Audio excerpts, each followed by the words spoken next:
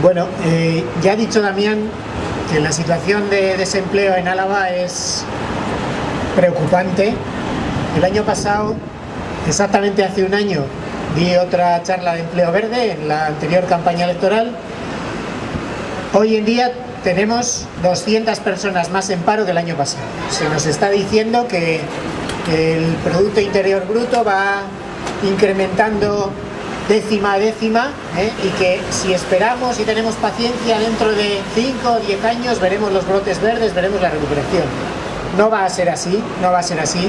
No podemos seguir esperando a que el empleo dependa del incremento del Producto Interior Bruto, porque el Producto Interior Bruto, por ejemplo, puede incrementarse simplemente por el tráfico de drogas o la prostitución. Entonces, tenemos que buscar otros sistemas de generar empleo.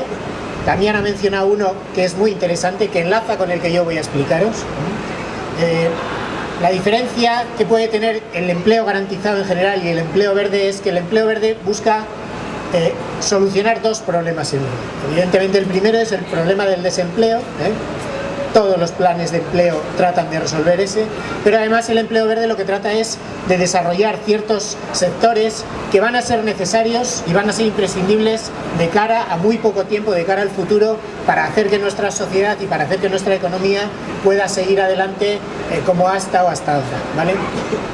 Hace 2 días presenté un estudio en el País Vasco francés sobre creación de empleo verde, en el cual, lo tengo por aquí, se proponían 10.000 empleos verdes.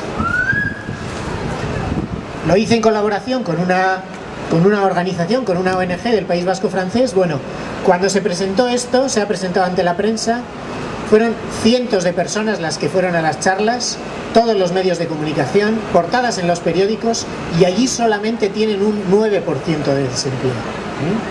Me llama la atención que aquí nosotros tengamos el doble.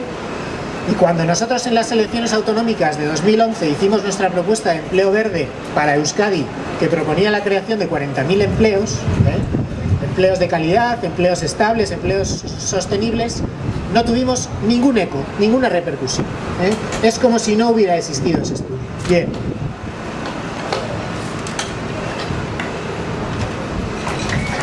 Curiosamente, esa falta de atención por parte de las instituciones no tiene un reflejo cuando esos partidos, digamos, mayoritarios llegan al gobierno. El PNV, cuando ha llegado al gobierno, su único plan de empleo estaba basado fundamentalmente en una cosa que ya se ha dicho aquí. Por ejemplo, la rehabilitación de edificios. Uno de los sectores principales de empleo verde es el de la rehabilitación de edificios desde el punto de vista de su consumo energético. Bien, nosotros en campaña habíamos propuesto rehabilitar 100.000 edificios. Curiosamente, llega el PNV y su primer plan de empleo, un año después de llegar al gobierno, es rehabilitar 100.000 edificios.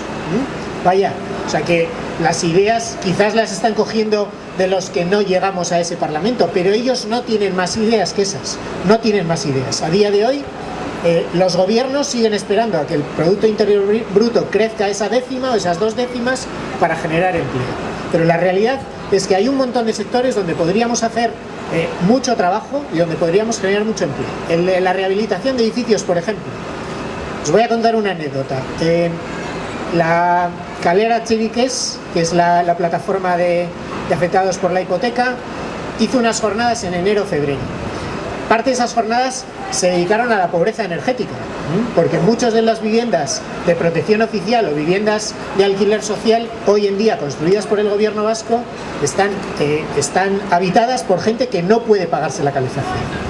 Bueno, en esas jornadas se dijo que gran parte de los edificios que estaban construidos hace 4 o 5 años tenían unas holguras por las ventanas que hacían imposible poner la calefacción porque el calor se iba por todos los lados.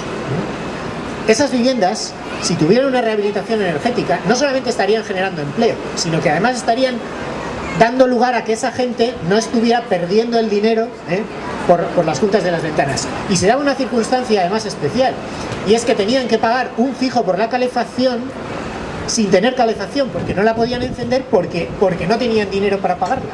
Pero sin embargo estaban pagando el fijo. Bien, cuando eso salió en prensa, inmediatamente a esas charlas había ido un miembro de ECU, que además es profesor universitario en tema de energías renovables y rehabilitación de edificios. Alokabide llamó a ese profesor universitario. ¿Qué creéis que hizo? ¿Fue para que le asesorara en un plan de rehabilitación energética de las viviendas sociales de Vitoria? No, le dijeron que si seguía hablando de eso no iba a volver a dar clase en la UPV más. Esa fue la respuesta del gobierno vasco. Es decir, no solamente es que haya planes, no solamente es que esos planes el propio gobierno vasco sepa que son reales y los proponga, sino que cuando las entidades sociales, las organizaciones reclaman la rehabilitación energética y reclaman contra la pobreza energética, la respuesta de las instituciones es o te callas o te callo. Bien, cuando digo que el empleo verde soluciona dos problemas, este es el ejemplo más palmario. Solucionamos un problema de pobreza energética y solucionamos un problema de empleo, porque la rehabilitación de edificios en Álava generaría 2.000 puestos de trabajo. Son cálculos que ya están hechos, cálculos en la mano, con el número de viviendas que se podrían rehabilitar. Y esos 2.000 puestos de trabajo es muchísimo empleo para lo que es la provincia. Pero obviamente no solamente tenemos la cuestión de la pobreza energética, tenemos un problema adicional con el desmedido consumo de nuestros edificios, y es el cambio climático. El cambio climático que no vemos, que no sentimos, pero que sí siente, por ejemplo, nuestra naturaleza. Sabemos que a día de hoy hay bodegas que ya están buscando terrenos en altura, porque se sabe que la Rioja Alavesa, de aquí a no más de 30 o 40 años, posiblemente ya no va a producir vino, porque las condiciones climáticas no van a permitir eso. Pues el cambio climático, queramos o no, nos va a llegar. Si no hacemos frente a eso, y una forma de hacerle frente es evidentemente reducir el consumo energético de nuestros edificios, tarde o temprano vamos a perder además mucho más empleo.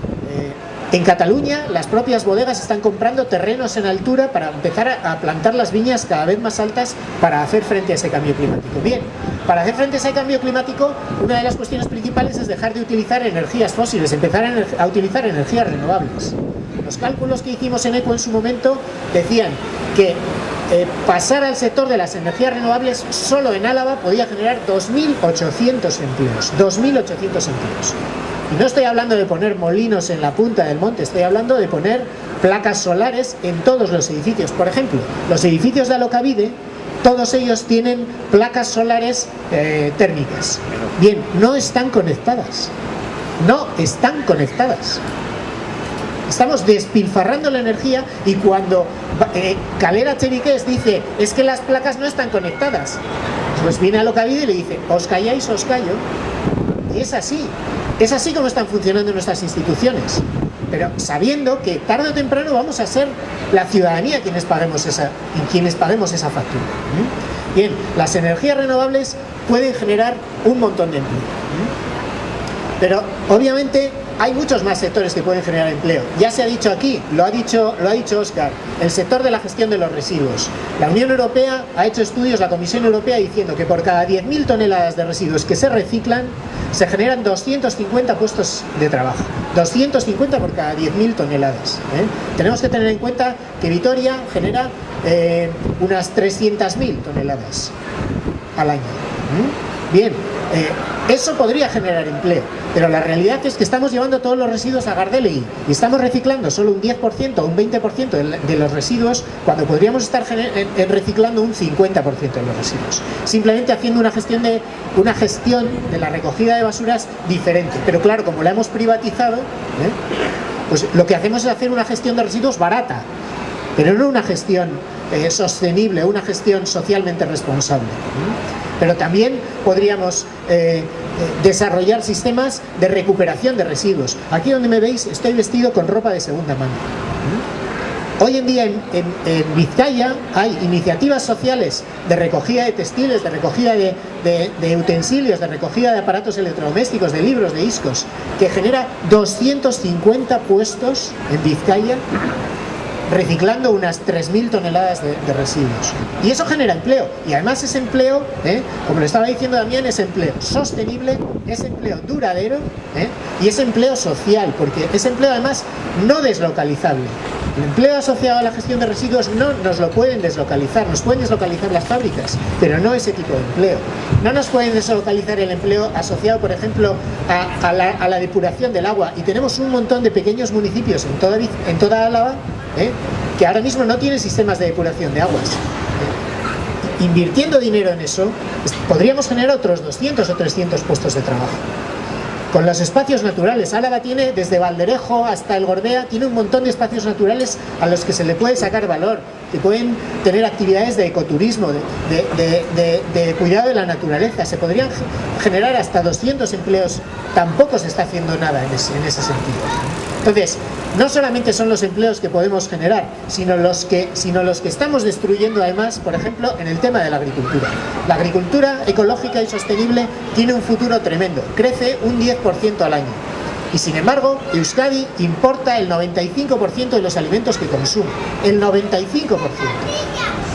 Solamente en los últimos 10 años se han destruido 10.000 empleos en la agricultura, 10.000. Podríamos recuperar hasta 1.500 empleos en Álava solamente reconvirtiendo la agricultura convencional a agricultura ecológica, porque la agricultura ecológica, además, es un 30% más intensiva en creación de empleo que la agricultura convencional, un 30% más. Es decir, por cada agricultor convencional, en el momento en que generamos, por cada 3 agricultores convencionales, en el momento en que los cambiamos, los trasladamos a la agricultura ecológica, son 4, no 3. Bien, ahí tendríamos otros 1.500 y así podríamos tener hasta 9.000 empleos verdes hoy en día. ¿Y por qué eso no está pasando?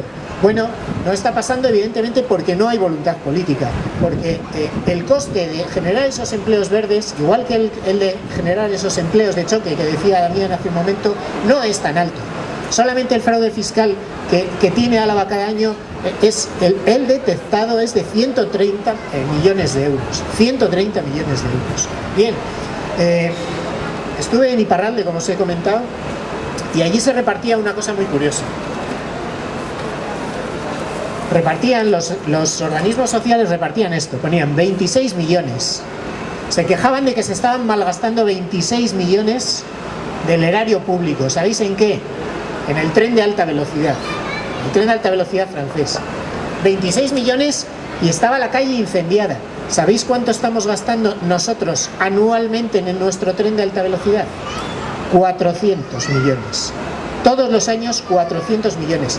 La RGI, que parece que a muchos les sobra, la RGI, toda la RGI del País Vasco son 360 millones. Bueno, pues en el tren de alta velocidad estamos sepultando cada año 400 millones y no hay una coordinadora,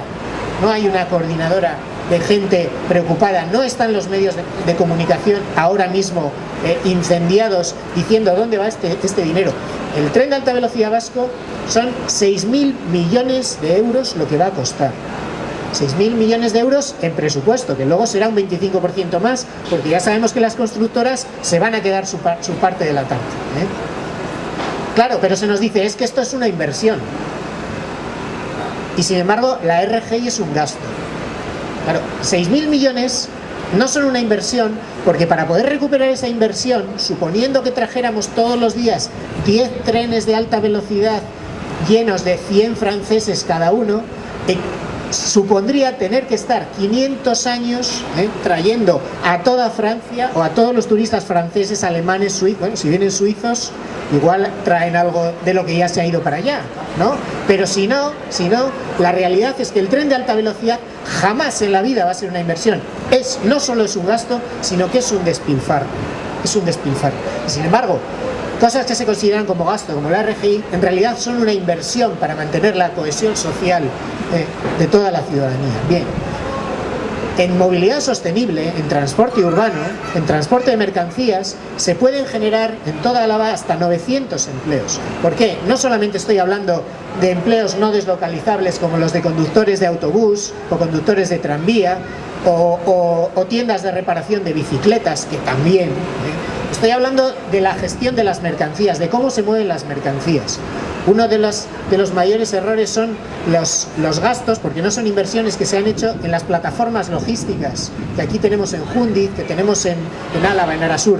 Arasur está prácticamente vacío. Hay polígonos que tienen una ocupación del 5, del 10%. Bien, Arasur costó 16 millones de euros. Y 5 años después, se han dado cuenta de que igual necesita una playa de vías, porque hoy en día, al precio que está el gasoil, tarde o temprano las mercancías por Europa se van a empezar a mover por tren, por ferrocarril. Y la realidad es que hemos dejado morir el ferrocarril para cambiarlo por el tren de alta velocidad, pero ni el tren de alta velocidad va a poder llevar mercancías, ni el tren lo tenemos ahora mismo preparado para transportar esas mercancías. Y ahí al lado está el puerto de Bayona, con la estación de Hendaya, y para cuando nos demos cuenta, ni Arasur ni Jundiz van a servir para nada, porque tenemos unos políticos totalmente ciegos, que no se dan cuenta de por dónde viene el futuro. Y el futuro viene por solucionar el problema del empleo, pero también viene por solucionar los problemas de sostenibilidad que tiene nuestra economía.